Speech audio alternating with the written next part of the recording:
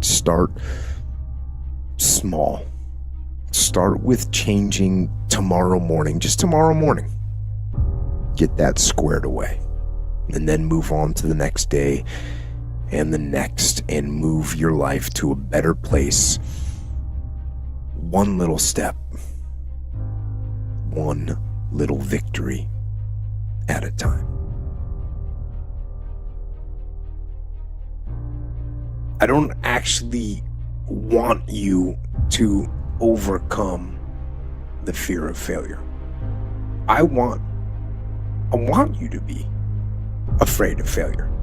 Fear of failure is good. Fear of failure will keep you up at night, planning and rehearsing and going over contingencies. Fear of failure will keep you training hard. It'll stop you from cutting corners. Fear of failure will keep you working and thinking and striving and relentlessly trying to be more prepared for battle. So I want you to be afraid of failing. I fear failure. But more important, I want you to be horrified.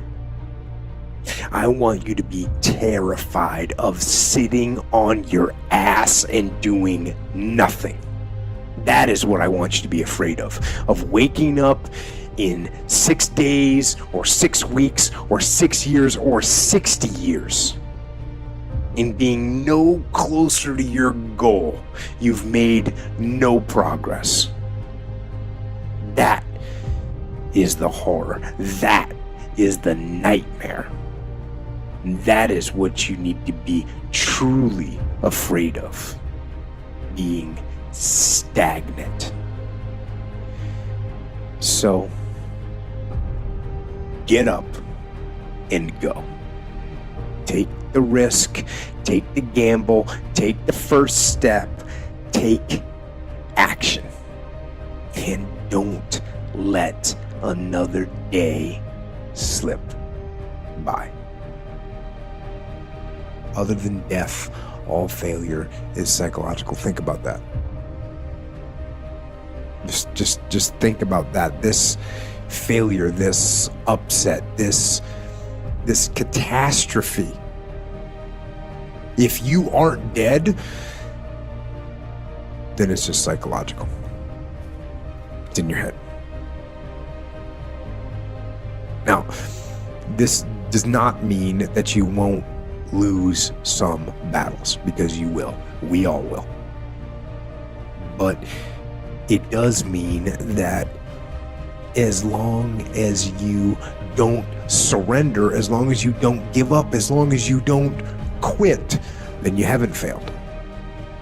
It just means you've made a temporary tactical retreat. It means you've made a brief withdrawal so that you can regroup and reattack.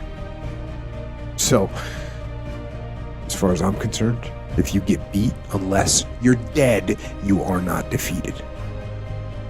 And you have not failed. What you've done is you've learned. You've gained experience.